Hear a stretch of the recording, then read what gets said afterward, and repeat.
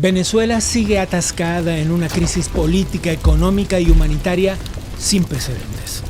La dictadura se mantiene en el poder. 8 millones de personas han abandonado el país y fraudes electorales y represiones multitudinarias y violentas definen este tiempo. Pero en los últimos meses, algunos países que antes mantenían lazos cercanos con Nicolás Maduro comienzan a tomar distancia. ¿El dictador se está quedando sin aliados?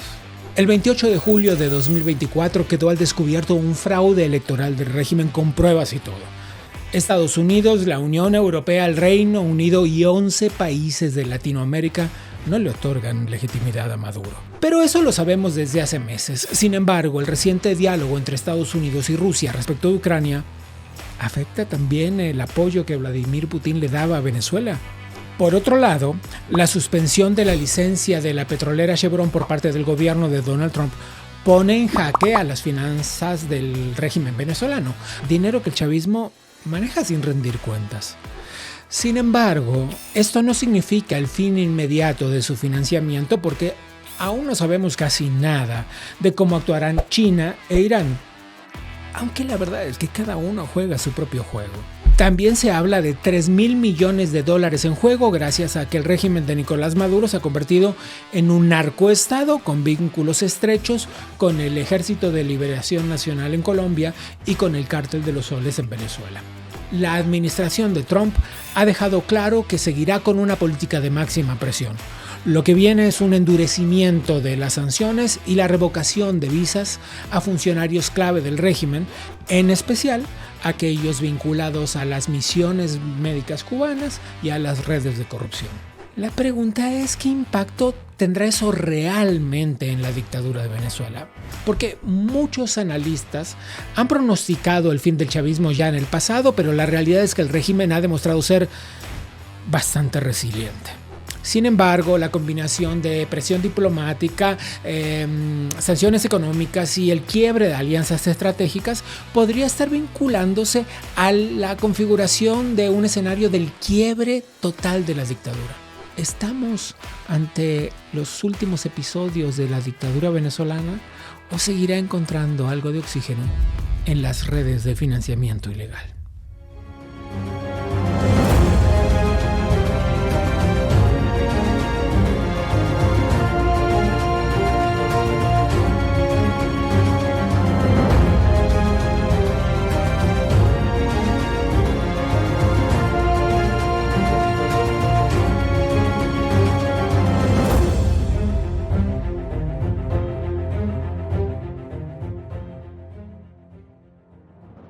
Antes de continuar, por favor, dale click a la campanita, suscríbete al canal, déjanos un like y por supuesto un comentario. ¿Cómo será la relación entre Estados Unidos y Latinoamérica durante esta segunda presidencia de Donald Trump?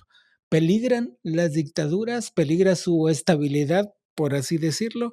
Seguiremos adelante viendo décadas y décadas cómo sigue creciendo la dictadura cubana y cómo sigue regenteando a la dictadura venezolana. De eso vamos a hablar en este programa. Comenzamos pues con nuestra conversación con Orlando Viera Blanco, ex embajador de Venezuela en Canadá. Orlando, gracias por tomar esta conversación.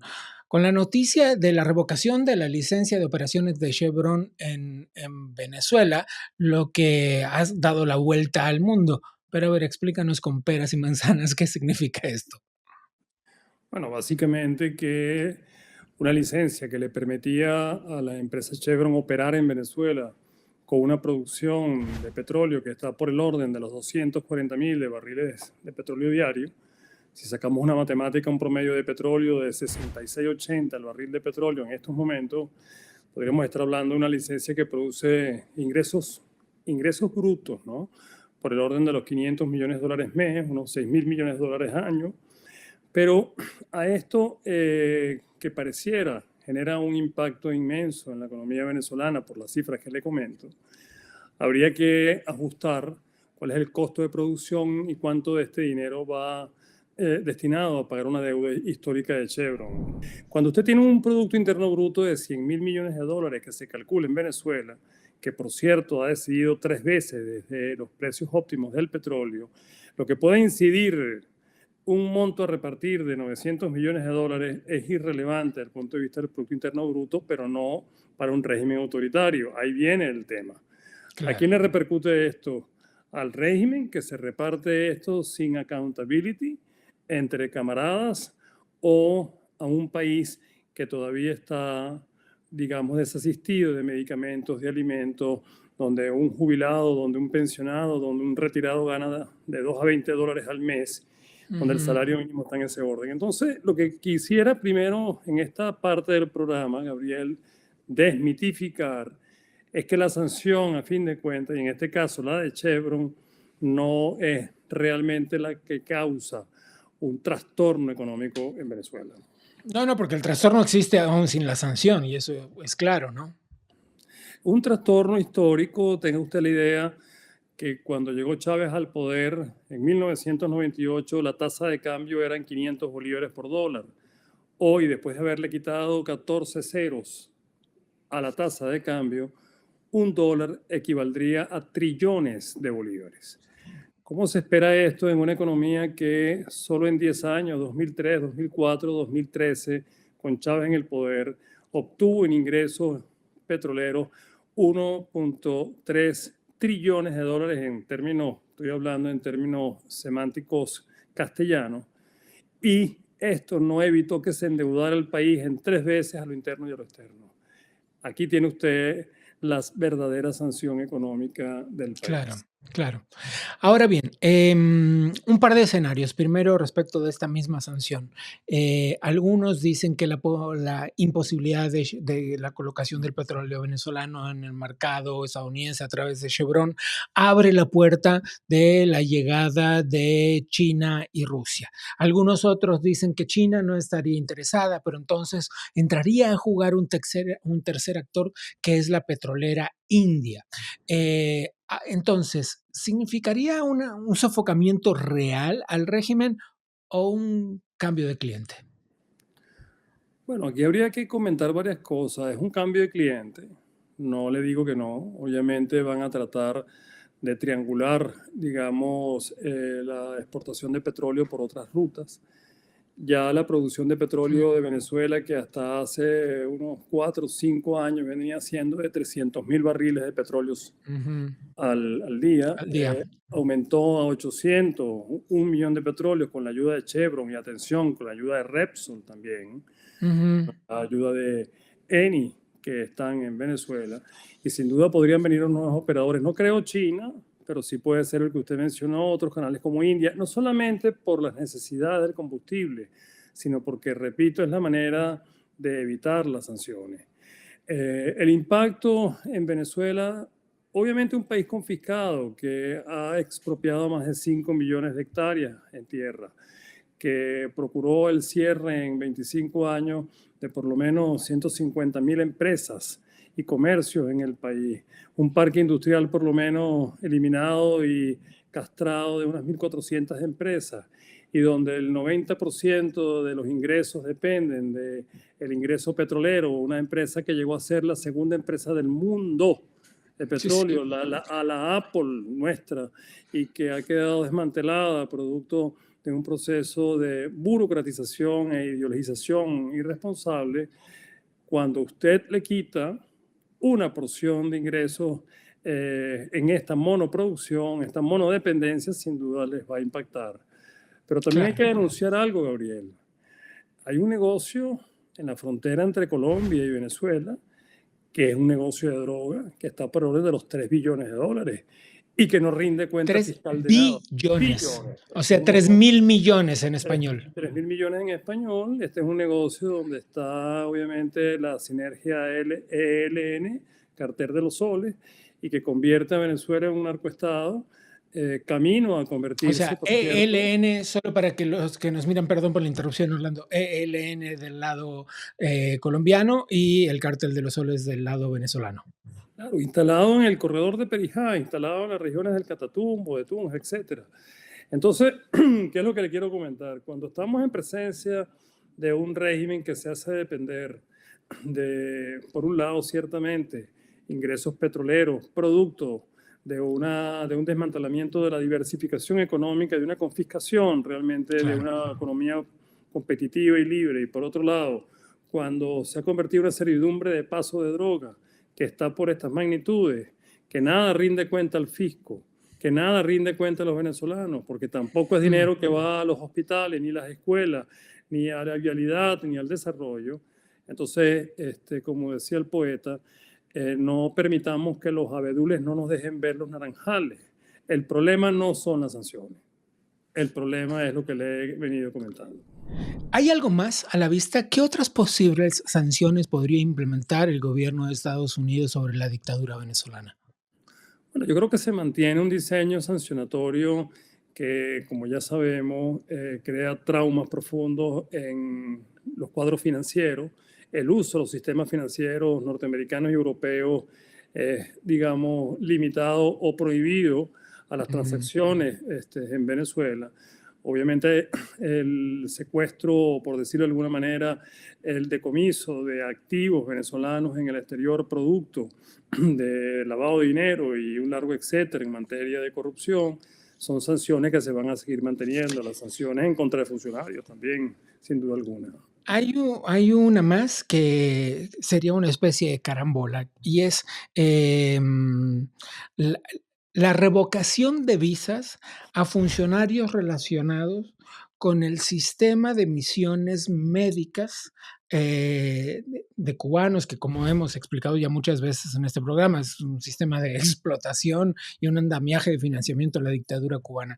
Si eso fuera así, todos los relacionados a la contratación de los médicos cubanos, de los profesionales de la salud, pero no solamente profesionales de la salud, las misiones cubanas tienen también docentes, por ejemplo. Eh, si eso fuera así, implicaría la revocación de visas a muchos jerarcas de la dictadura venezolana. Ya viene sucediendo que hay toda una lista, un enlistamiento de revocación de visas o de impedimento de visas a funcionarios del régimen venezolano en diferentes estamentos, tanto de incluso del estamento civil, del régimen, del estamento militar, como también en Europa y en Canadá.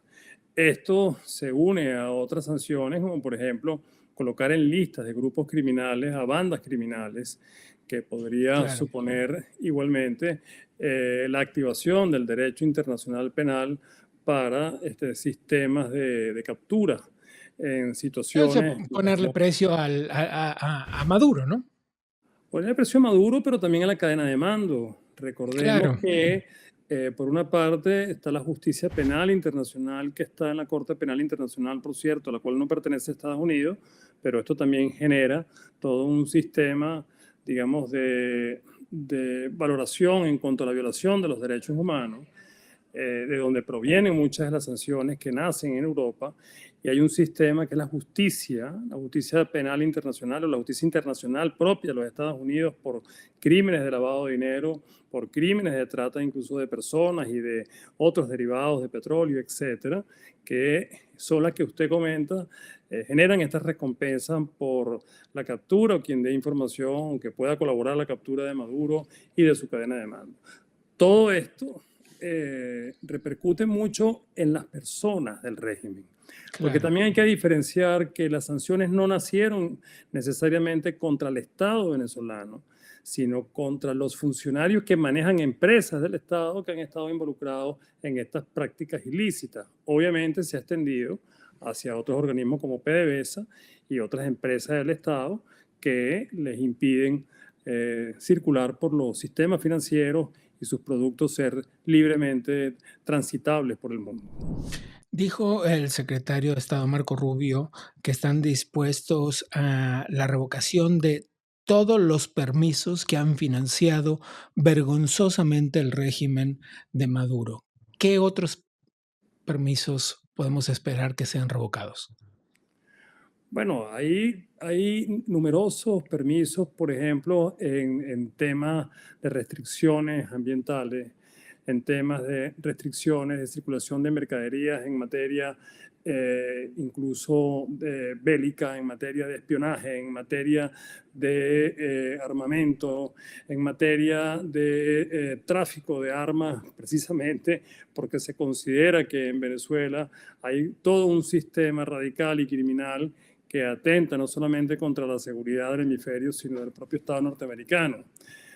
Todos estos permisos que permiten eventualmente la circulación de este tipo de manufacturas, por llamarla de alguna manera, también estaría restringida por parte de las sanciones. Orlando, muchísimas gracias por la conversación. Gracias, Gabriel, por la oportunidad. Fuerte abrazo.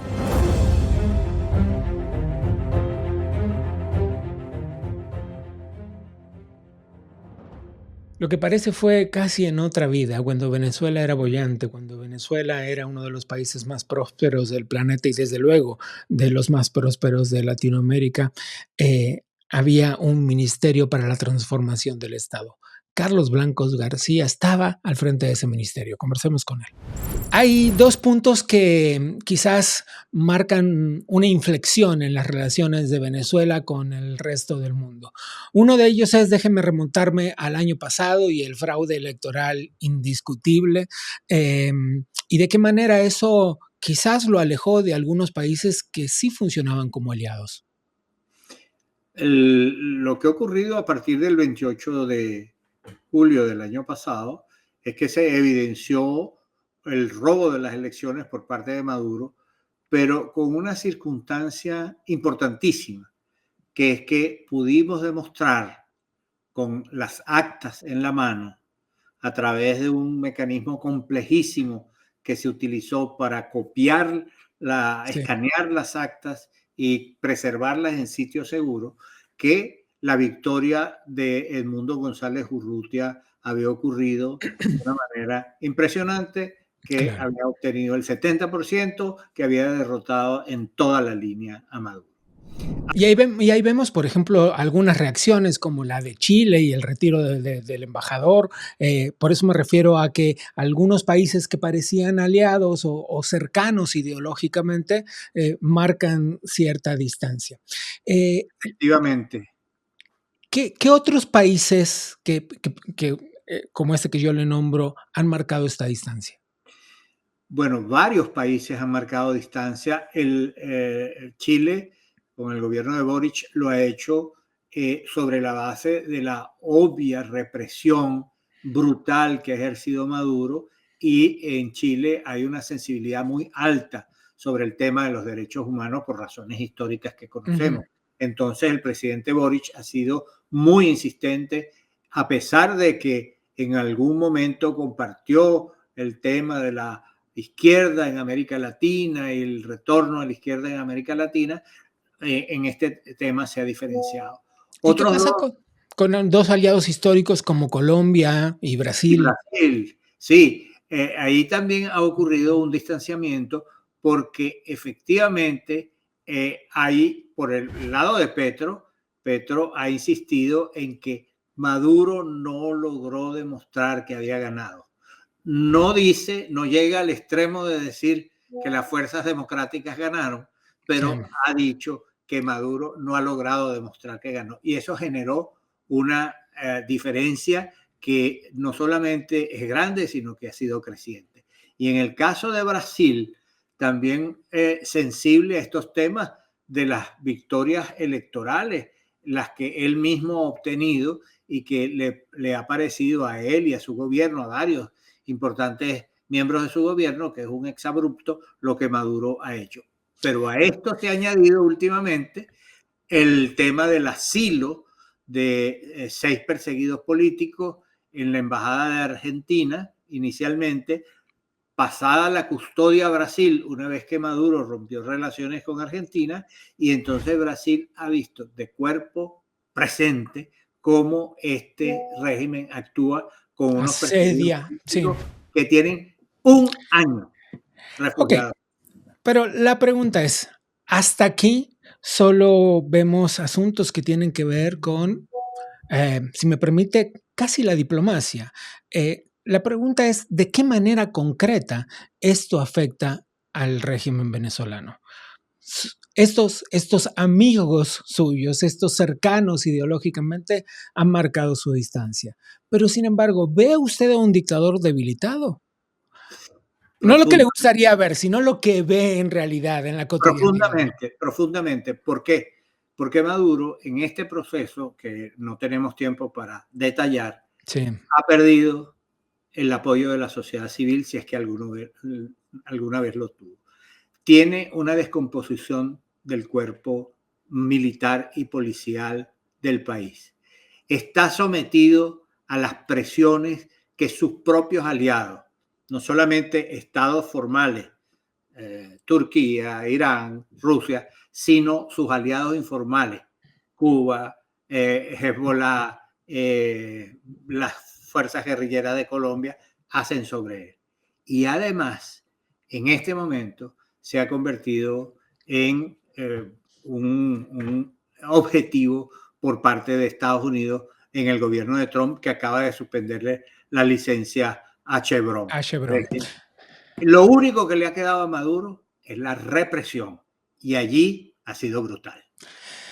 Bueno, eso no es discutible desde ningún punto de vista, desde luego, claro que ha sido brutal. Ahora, acaba de poner sobre la mesa un punto que me lleva a otro asunto, la llegada de Donald Trump a la presidencia y las sanciones que esto implica y la revocación de la licencia de Chevron. Esto pone a otros tres escenarios a otros tres países sobre el escenario, que son la histórica cercanía de Rusia con Venezuela, pero al mismo tiempo vemos cierto acuerdo para determinados temas entre Rusia y Estados Unidos. ¿Esto cambiará la relación entre Rusia y Venezuela? Es posible. Yo lo que creo que estamos en presencia es de un desmantelamiento de la situación política e institucional mundial que ha habido hasta el presente. La llegada de Trump ha producido esa disrupción en todos los ámbitos. Y esa disrupción, para los efectos nuestros, latinoamericanos y venezolanos, significa que la política de Estados Unidos hacia América Latina y hacia Venezuela se está construyendo. Yo creo que hay que entender que los personajes están distribuyendo el poder internamente dentro del gobierno de Trump. Pasa en todos los gobiernos. Llegan unos señores, los nombran y hay una distribución del poder formal e informal. Unos tienen unos cargos en tales y cuales posiciones, pero además tiene que ver con la cercanía con el presidente, con la amistad, si están en la Casa Blanca o si no están. Eso está ocurriendo en este momento. Pero los datos que tenemos hasta la fecha es que lo que ha dicho Trump. Ha dicho que Maduro es un dictador, que Maduro no ha cumplido con el compromiso establecido en términos electorales y ha procedido a suspender la licencia a Chevron, que es la fuente de ingresos más importante que ha tenido Maduro hasta la fecha. Le dije que quería poner tres actores en el escenario. Uno de ellos era Rusia, pero también está China. Y ya sabemos que China ha declarado que no tiene particular interés en hacerse de la compra del petróleo, que va a dejar cesante la licencia de Chevron. Pero sin embargo hay una cercanía histórica entre China y Venezuela. Y el tercer actor que quería poner sobre el escenario irrumpe en los términos de seguridad y de terrorismo, y ese actor es Irán. Una trilogía bastante macabra, si me permite la expresión, ¿no? Tremendo, para asustarse. Bueno, en relación con Rusia, nosotros tenemos que ver cómo evoluciona la relación de Trump con Rusia, porque con motivo del proceso de Ucrania, es posible que ese acercamiento lleve a que Rusia suspenda sus relaciones amistosas con Maduro. A través de ellos no tienen ningún problema de ningún prurito ni ningún velo de urbanidad que guardar. Si les interesa, rompen esos vuelos, esos lazos. Ya vemos que ellos resuelven algunos problemas políticos zumbando a la gente por las ventanas. Entonces, de tal manera que la situación de Rusia puede puede llevar a una ruptura. Sin embargo, hay que decir que los nexos militares entre la Venezuela de Maduro y la Rusia de Putin son muy estrechos, y algunos oficiales, en primer lugar, el ministro de la Defensa, general Padrino López, tiene unos vínculos personales directos con Rusia. El caso de China es diferente, porque China no se involucra directamente en el tipo de expansionismo ruso, más bien trata de mantener sus negocios y buenas relaciones, pero los chinos son capaces de decir: Maduro, estamos muy bien, tenemos muy buenas relaciones, sale Maduro y con el que viene tienen muy buenas relaciones igual.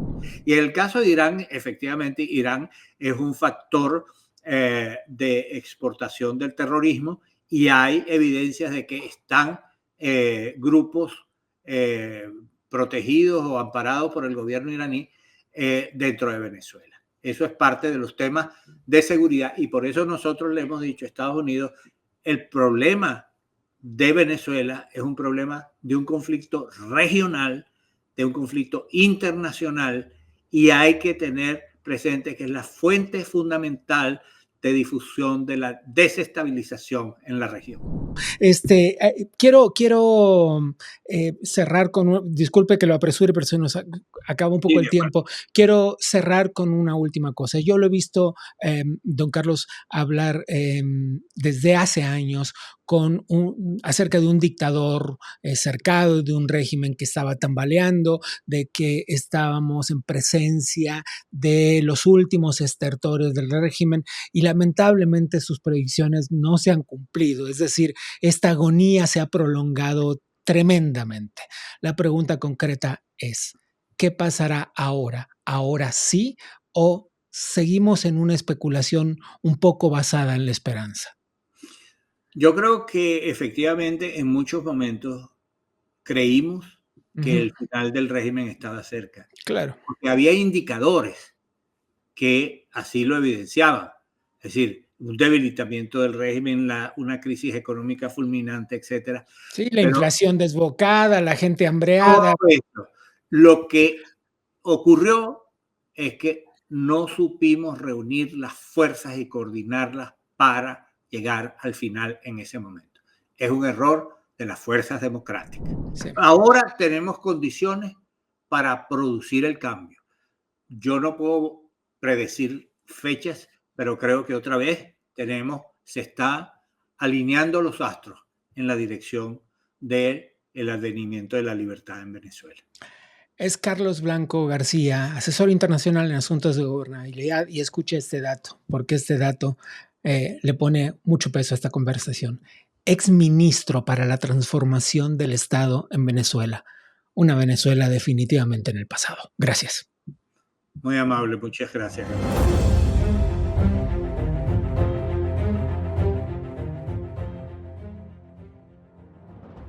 Pero sin duda Venezuela es un asunto del que tendremos que seguir hablando, porque o nada cambiará y entonces habrá que seguir dando señales de alarma, o habrá grandes cambios que merecerán ser narrados. Así es que por hoy, solo por hoy, dejamos hasta aquí el tema y vamos a dar una vuelta a puertas adentro del Adam Smith Center for Economic Freedom.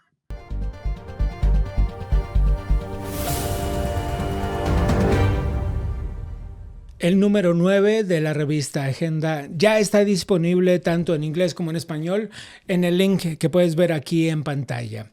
Esta edición viene con análisis de alto nivel sobre el futuro del Triángulo Atlántico y otros temas urgentes a nivel global, y una vasta interpretación de cómo se reacomoda el poder a nivel global a través del comercio. Entre los expertos que participan está Younger Workman, miembro del Parlamento Europeo, Ana Giselle Rosas Mata, diputada en la Asamblea Nacional de Panamá entre 2019 y 2024, y también participa Tom Fabricio, miembro de la Cámara de Representantes de la Florida. Descárguenlo, como les dije, aquí en el link que ven en pantalla, y pueden tener la edición disponible en su dispositivo para acceder a ella cuando gusten. Por otro lado, continúan los fellows del programa Senior Leadership dando sus primeras clases a los alumnos de la Florida International University a través del Adam Smith Center for Economic Freedom. En las primeras sesiones, Marshall Billingsley profundizó en el papel del sistema financiero internacional y la organización del gobierno de los Estados Unidos. Como exsecretario adjunto para la financiación del terrorismo en el Departamento del Tesoro, guiará a los alumnos en los debates sobre la seguridad nacional, sobre una perspectiva económica y financiera que yo creo es muy, muy interesante para entender los tiempos que corren. No te muevas de ahí, todavía no te muevas de ahí, porque si todavía no le diste clic a la campanita, te suscribiste al canal y nos dejaste un comentario sobre qué te pareció este episodio, estás a buen tiempo para hacerlo. Soy Gabriel Bauduco y a nombre del Adam Smith Center for Economic Freedom, te doy las gracias por habernos acompañado y te robo la promesa de que nos acompañes la próxima.